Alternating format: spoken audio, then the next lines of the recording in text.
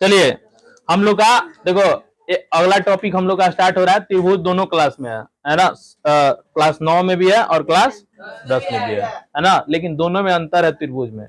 एक में पढ़ना है सर्वांगसम, दूसरे में पढ़ना है समरूप। लेकिन जब तक सर्वांगसम ना समझ में आएगा तब तक हम समरूप को नहीं समझ सकते हैं। आए समझ में? तो क्लास 10th वालों के लिए रिवीजन है, क्लास 9th वालों के लिए नया है ना। तो इससे पहले हम त्रिभुज की चर्चा करेंगे। शायद हमको लग रहा है त्रिभुज की चर्चा कर चुके हैं क्लास में, है ना। त्रिभुज की 3 भुजाएं होती हैं, है ना। 3 भुजाओं से घिरी हुई बंद आकृति को त्रिभुज कहते हैं। आए समझ में? 3 भुजाओं से घिरी हुई बंद आकृति को त्रिभुज कहते हैं। त्रिभुज के 3 शीर्ष होते हैं और त्रिभुज में 3 कोण पाए जाते हैं, है ना। कोण के आधार पर त्रिभुज 3 प्रकार के होते हैं, भुजा के आधार पर त्रिभुज 3 प्रकार के होते हैं। कोण के आधार पर त्रिभुज 3 प्रकार के कौन कौन होते हैं? न्यून कोण त्रिभुज, समकोण त्रिभुज और अधिक कोण त्रिभुज। ऐसे समझ में? अधिक कोण त्रिभुज, ठीक है। आएगा झुकल है तो न्यून कोण, सीधा है तो समकोण, पीछे झुकल है तो अधिक कोण। ऐसे समझ में? पीछे झुकल है तो अधिक कोण, अब पूरा झुकल है तो 180 डिग्री। तो त्रिभुज में एक कोण कभी 180 डिग्री नहीं हो सकता। क्यों? क्योंकि तीनों कोण मिला के जो है 180 डिग्री होना चाहिए। अब वो अकेले 180 हो जाएगा तो बकीवा एगो का झक मारेगा। 3 गो कोण होता है ना, तो एगो अकेले 180 होगा तो 2 गो चौंसी करेगा, ठीक है। देखो ये सबसे पहला बात बता दूं कि ये है रेखा। क्या है? रेखा। ये है रेखाखंड जिसके 2 अंत बिंदु हो गए, क्या हो गया? रेखाखंड। ये रेखा, क्या? रेखा। ये क्या है? रेखाखंड। क्या है ये? रेखाखंड। आज समझ में? ये है रेखा और ये है रेखाखंड, है ना। त्रिभुज बनाना है तो आपको रेखाखंड लेना पड़ेगा। क्या? रेखाखंड, है ना। जिसके 2 अंत बिंदु होते हैं, है ना, वह रेखा जिसके 2 अंत बिंदु उसे क्या कहेंगे? रेखाखंड, है ना। लेकिन स्पेशली रेखा की बात करें तो इसका 2 अंत बिंदु, कोई अंत बिंदु नहीं होता है। इसको आगे बढ़ाओ और पीछे बढ़ाओ, ये बढ़ता चला जाएगा। लेकिन ये रेखाखंड इसी का टुकड़ा होता है ना। ये इसी के कलेजे का टुकड़ा है। समझ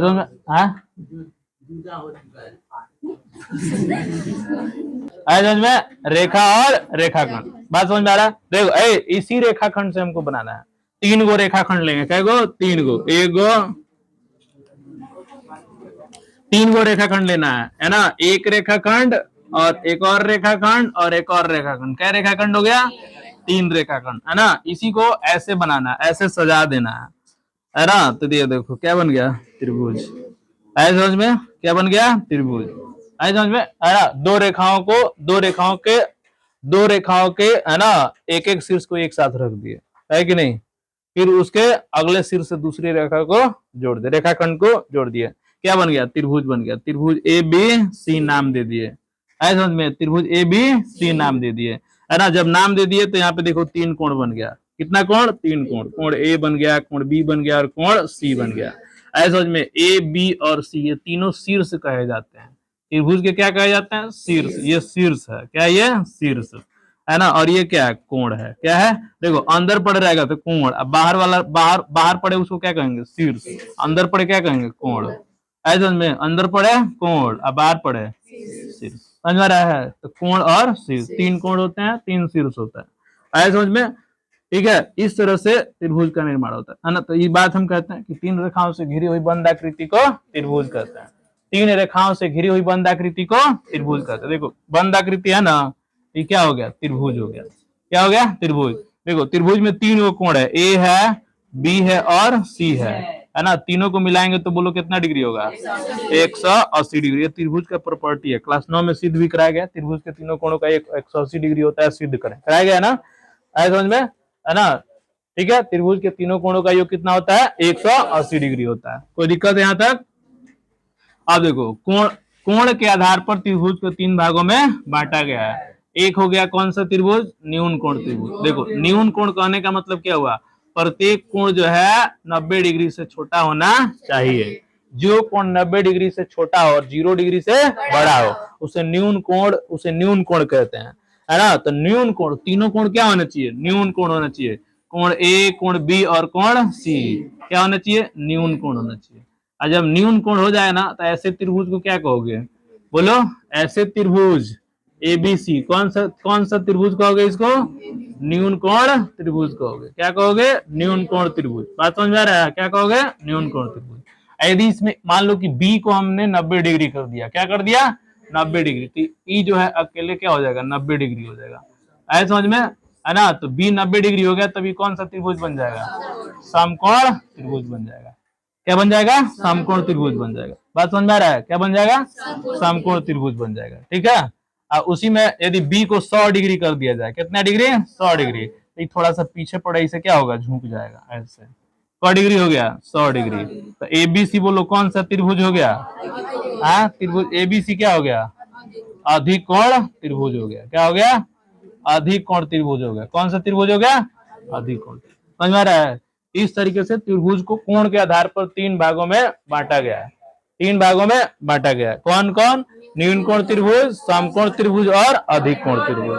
आए समझ में। अब देखो भुजा के आधार पर भी त्रिभुज बनाया गया है। किसके आधार पर, यहाँ पे देखो 3 भुजाएं हैं। कितनी भुजाएं हैं, 3 भुजाएं, ए बी बी सी और ए सी, 3 भुजाएं हैं ना।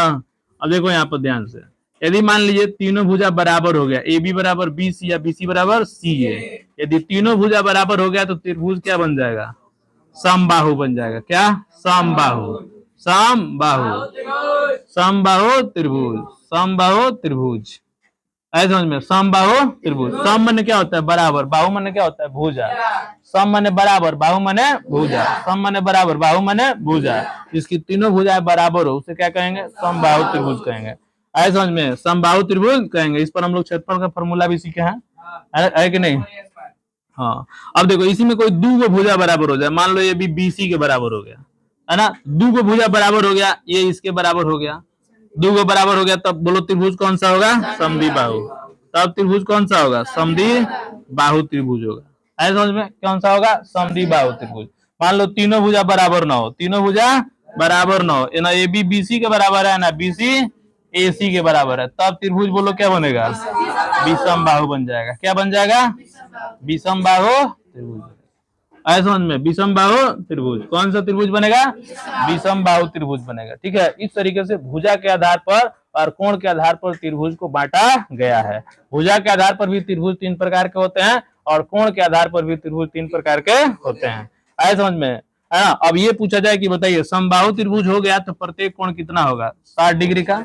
क्योंकि देखो जब भुजाएं बराबर हो जाएंगी ना, जब भुजाएं बराबर हो जाएंगी तो कोण भी आपस में क्या हो जाएगा, बराबर हो जाएगा। ऐसा क्यों, क्योंकि कोण आपस में बराबर होगा तो तीनों कोणों का योग 180 है। आप बराबर बराबर बांटेंगे तो बोलो तीनों कोण कितने डिग्री का मिलेगा, 60 डिग्री का मिलेगा, है। लेकिन समद्विबाहु त्रिभुज की यदि हम बात करें, है ना, तो दो भुजाएं बराबर होती है ना, वो आधार के साथ कोण हमेशा बराबर बनाती है, हमेशा बराबर कोण बनाती है। आधार पर के कोण क्या होते हैं, बराबर होते हैं। लेकिन विषमबाहु त्रिभुज में तीनों के तीनों खचड़ा होता है, कोनो बराबर नहीं होता है। ऐसे समझ में, है।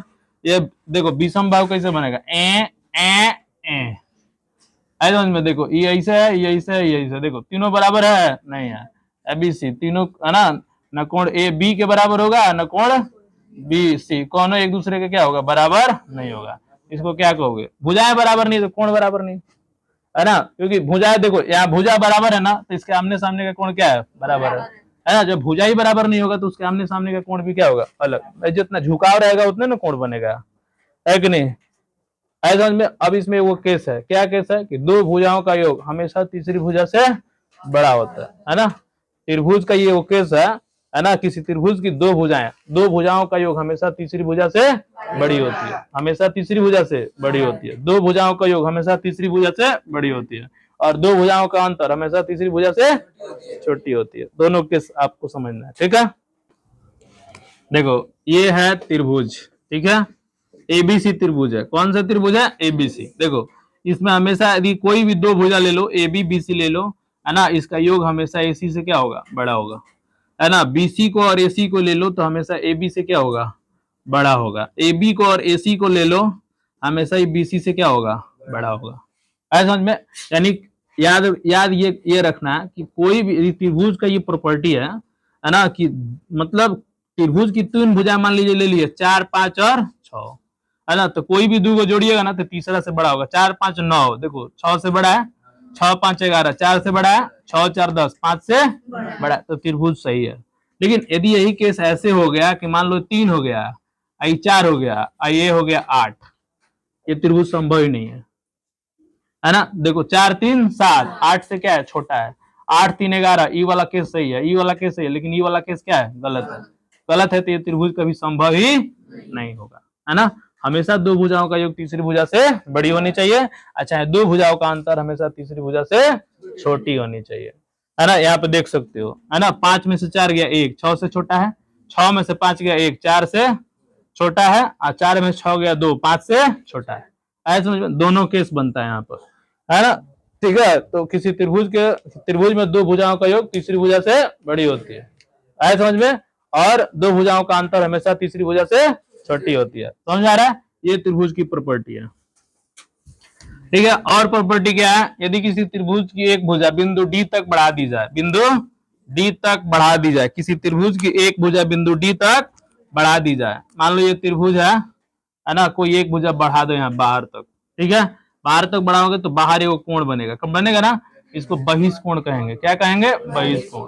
क्या कहेंगे, बहिष्कोण। क्या कहेंगे, बहिष्कोण। यह बहिष्कोण हमेशा, है ना, इसको बगल वाला को छोड़ के, बगल वाली को छोड़ के दूसरा के साथ चल जाएगा। देखो ऐसा में 1 2 और ये 3, ऐसा में कोण 1 प्लस कोण 2 बोलो किसके बराबर होगा, 3 के बराबर होगा। ऐसा समझ में, कोण 3 के बराबर। इसको कहते हैं ना, जब किसी त्रिभुज की एक भुजा, किसी त्रिभुज की एक भुजा बढ़ाई जाती है तो बना बहिष्कोण, बना बहिष्कोण, है ना, बना बहिष्कोण सुदूर अंतः कोणों के योग के बराबर। सुदूर माने दूर के, सुदूर माने पास वाला नहीं, सुदूर अंतः कोणों के योग के बराबर होता है। ये त्रिभुज की प्रॉपर्टी है, इस पर भी हम लोग क्वेश्चन किया है ना, ठीक है। और त्रिभुज के तीनों कोणों का योग 180 डिग्री होता है, ये तो आप लोग जानते ही हैं। चलो अब हम लोग बात करते हैं अपने टॉपिक पर। ये हो गया त्रिभुज का, है ना, क्या बेसिक।